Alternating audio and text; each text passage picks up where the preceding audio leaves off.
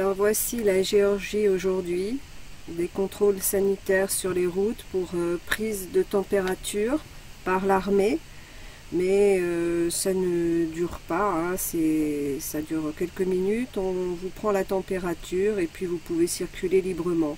Moi je trouve ça plutôt rassurant.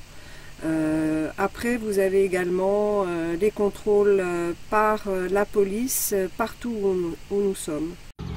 Alors voici le contrôle. Oh, I know. After 9 o'clock, you must say in this car. Here, you cannot walking with car on. Oh. You understand? Oh. Donc voilà, j'ai dû reprendre le son parce qu'à l'extérieur c'était vraiment trop mauvais. Donc nous avions décidé de nous arrêter ici suite à ce qui se passe dans ce pays et notamment dans les campagnes profondes où les villageois peuvent par moments paniquer et nous demander de partir. Donc on a décidé de revenir proche de la capitale. Là nous sommes à 25 km de Tbilissi.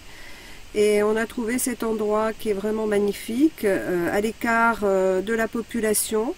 On a été contrôlé par les gendarmes et donc on a décidé de rester là le plus possible jusqu'à la réouverture des frontières. On va aussi reprendre contact avec notre ami suisse qui lui a décidé d'aller dans la montagne. Nous non, parce qu'on est moins téméraire que lui. On a besoin de se sentir en sécurité, d'autant que si il s'embourbe, les villageois ne viendront pas l'aider. Nous avons déjà fait ceci en montagne à 2400 mètres et on a vraiment souffert, les routes sont extrêmement mauvaises. Donc on a décidé de rester gentiment ici le temps que ça se calme. Voilà, donc je ne sais pas ce que sera fait demain, mais en tout cas nous sommes bien ici, validés par la police. Nous avons déjà été contrôlés. La vie n'est pas chère, la nourriture est bonne, l'essence 50 centimes d'euros le diesel. Donc on va rester là et on va attendre que ça passe. Pour l'instant, c'est la seule solution, je pense, que nous avons trouvée pour passer le temps. Voilà. Alors maintenant, pour ceux qui envisagent ce type de voyage un peu aventure, on va nous-mêmes en camping-car. On a croisé beaucoup de familles en camping-car sur les routes avec des enfants, évidemment des vannes. Il faut quand même pas se tromper, il faut avoir du matériel avec soi, équiper son van en amont. On a changé les amortisseurs avant, les amortisseurs arrière. On a vraiment travaillé beaucoup la préparation, notamment sur l'autonomie au niveau de l'électricité. On a choisi un van qui nous paraissait bien, d'ailleurs il est très bien puisqu'on a essuyé pas mal de tempêtes, on a vraiment eu très peur parce que c'est vraiment impressionnant, le vent sur la carlingue, la pluie, des trompes d'eau. On n'a vraiment pas eu de problème d'ordre technique à ce niveau-là. Bon, petite bricole de ci, de là, que ce soit la moustiquaire latérale qui a pété, qu'on a dû remonter, certaines fermetures de portes. Après, évidemment, il y a toujours, comme sur un bateau, des choses à revoir. Il faut être équipé. On ne peut pas partir sur ce genre de voyage sans être préalablement préparé. Donc ça c'est un premier point, mais j'imagine que vous le savez. C'est aussi un voyage extraordinaire en découverte. On apprend à réagir au danger ou à réfléchir. On a beaucoup d'humilité face à la nature. On respecte énormément les gens. Mais les gens ici sont adorables. Je crois qu'on a beaucoup de chance par rapport à certains qui sont en Turquie. Ça ne se passe pas du tout de la même manière. Les villes sont fermées. Bien que les Turcs soient adorables, c'est un peuple extraordinaire. On a beaucoup apprécié la Turquie.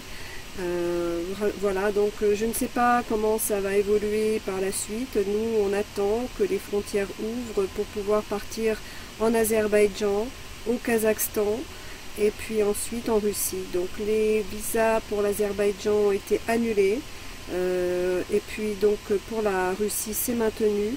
Et on va voir si on va retrouver notre ami prochainement. car il doit partir avec nous également en Azerbaïdjan. Voilà pour la suite. Alors un dernier mot pour notre petite chatte qui vit avec nous ce périple. Elle est très bien, elle se porte très bien et elle s'est bien habituée à ce type de voyage. Et comme vous pouvez le voir ici, les animaux sont en liberté, c'est un pur bonheur. Ce pays, la Géorgie, je vous le recommande, c'est extraordinaire. Vous avez les chevaux, les cochons, les chiens, les chats, les poules, tout le monde vit en liberté, c'est merveilleux.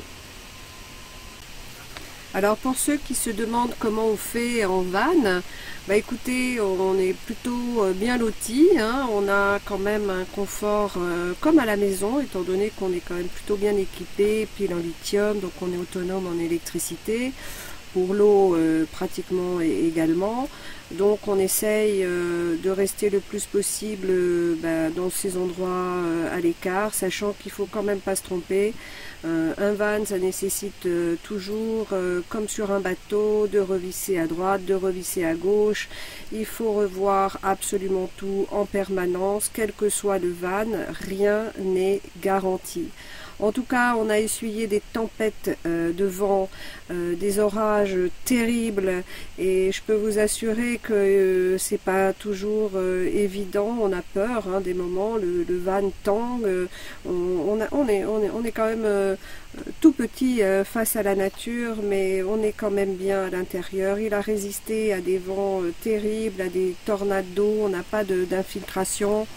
On est super bien.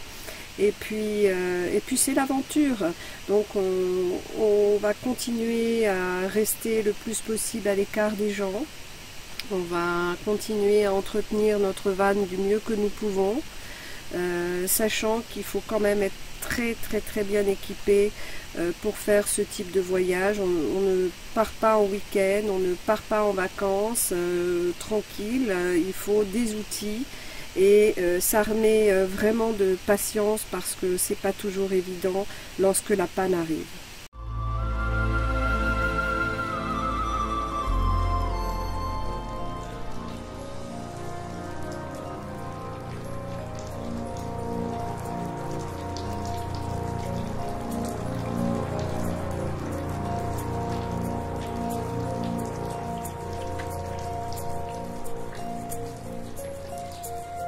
You're the dumb. Get on the net to watch it. I'm a lover. There's on good, but I was who would you do? Since the young woman, you better do naked on a photo column of what she just. Signal break it was one man, but I'm going to